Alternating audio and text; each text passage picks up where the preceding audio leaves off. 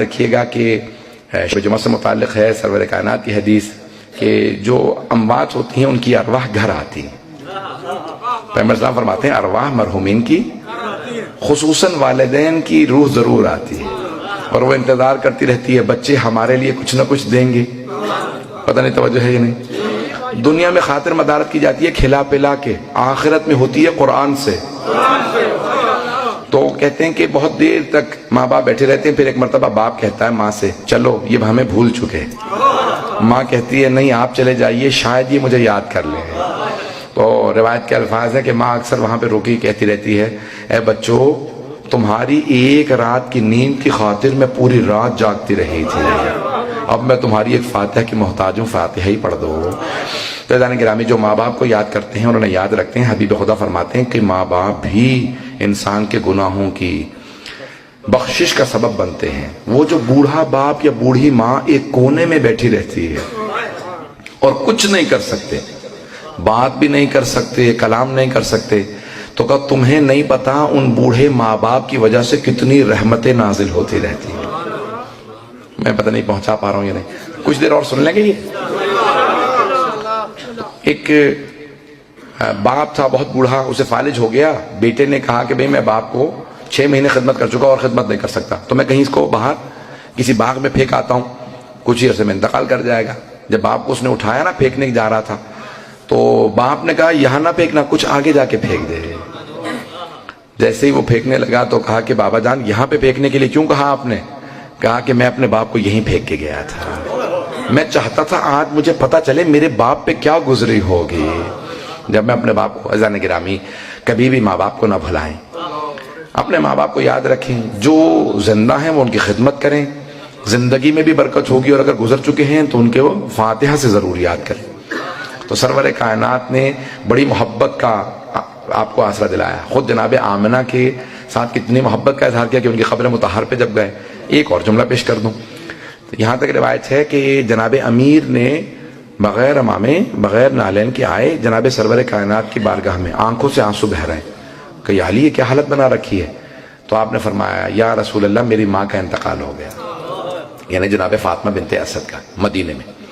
تو رسول خدا نے کہا یا علی یہ مت کہیے آپ کی ماں کا انتقال ہوا، یہ کہیے یا رسول اللہ آپ کی ماں کا انتقال ہوا. کہ امی بعد امی، میری ماں کے بعد وہ میری ماں تھی. انہوں نے مجھے اتنی شفقت سے پالا کہ مجھے کبھی ماں کی کمی محسوس نہیں ہوئی. انہوں نے کبھی احساس نہیں ہونے دیا کہ میرے ماں باپ نہیں. سن رہے ہیں؟ اب سیرت نبی سے میں چند جملے مسائل کے پیش کرنا چاہ رہا ہوں اگر سننا چاہیں. میں نے وعدہ کیا تھا میں کل مسائل پڑھوں گا. تو عزیزان گرامی جناب امیر نے کہا یا رسول اللہ میری ماں کا انتقال ہو گیا. رسول خدا نے کہا میں خود جاؤں گا. ایک مرتبہ خواتین سے کہا جو غسل و کفن کر رہی ہیں میری ابا میں دے رہا ہوں، میری چچی کو میری ابا کا کفن دے دینا. کہ جب کفن دیا گیا تو رسول خدا کی ابا اڑھائی گئی. رسول خدا نے خود جناب فاطمہ بنت اسد کے جنازے میں 70 تکبیرات پڑھی. 5 واجب ہیں، وسائل الشیعہ کی روایت ہے، شیخ حر عاملی نے لکھا. رسول خدا منافقین کی 4 پڑھتے تھے تکبیرات، مؤمنین کی 5 پڑھتے تھے. جناب جعفر طیار کی 40 تکبیرات پڑھی. جناب حمزہ سید الشہداء کی اور جناب فاطمہ بنت اسد کی 70 تکبیرات پڑھی. وسائل الشیعہ میں شیخ حر عاملی نے لکھا کہ 70 تکبیرات پڑھی اور روتے جاتے تھے کہ پروردگارا میری ماں اٹھ گئی. بڑی محبت کا اظہار کر رہے ہیں. صحابہ دیکھ رہے ہیں کہ پیغمبر اسلام میں بھی مسائل پہ نہیں آیا اس سے پہلے کہ میں مسائل کو پڑھوں. خاص طور سے جملے سن لیجئے گا.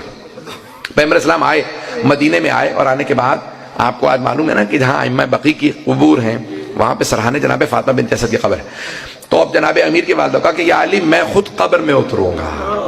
اپنے نالین اتارے قبر میں اترے، اپنے ہاتھ سے قبر کو درست کیا اور کہا اے قبر خبردار میری چچی کو اذیت نہ ہو، میں خود تجھ سے حساب لوں گا اگر میری چچی نے شکایت کی، اگر میری چچی نے شکوہ کیا میں تجھ سے حساب لوں گا.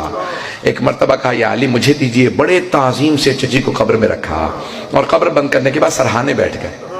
سرحانے کی طرف بیٹھے اور رو رہے تھے. اچانک کچھ دیکھنے کے بعد کہنے لگے ابنوں کے آپ کا بیٹا. کہا یا رسول اللہ. صحابہ نے سوال کیا یا رسول اللہ کیا معاملہ، آپ چچی سے کیا کہہ رہے ہیں؟ کہا کہ مرتبہ فرشتوں نے بڑے احترام سے میری چچی سے سوال کیا من ربو کے، آپ کا رب کون ہے؟ تو میری چچی نے بڑے اطمینان کے ساتھ کہا اللہ ربی، اللہ میرا رب ہے. کہا فرشتوں نے فوراً سوال کیا من نبیو کے، آپ کے نبی کون ہیں؟ تو میری چچی نے فوراً میری طرف اشارہ کیا، محمد نبی، یہ محمد میرے نبی ہیں۔ کہ ایک مرتبہ فرشتوں نے سوال کیا من اماموں کے، آپ کا امام کون ہے؟ تو میری چچی نے مجھے دیکھا، میں نے فوراً کہا ابنوں کے۔ چچی جان کہہ دیجئے آپ کا بیٹا ہی آپ کا امام ہے، آپ کا بیٹا ہی آپ کا امام ہے۔ سارے مجمع کی توجہ میں خون جگر دے رہا ہوں اس ایک جملے کے لیے۔ رسول خدا نے صحابہ کے مجمع میں اپنی چچی سے کہا، قبر کے اندر چچی اتر چکی ہیں، جناب امیر المومنین علی بن ابی طالب کی ماں ہیں، کعبے میں ولادت کے لیے گئی ہیں۔ کہا چچی جان جب فرشتوں نے پوچھا کہ آپ کا امام کون ہے، آپ کہہ دیجئے میرا بیٹا ہی علی ہی میرا امام ہے، میرا بیٹا میرا امام ہے۔ او مسلمانوں، جس علی کے ماں باپ کا ان کی امامت اور ولایت کے بغیر گزارا نہیں، وہاں تیرا میرا کیسے گزارا؟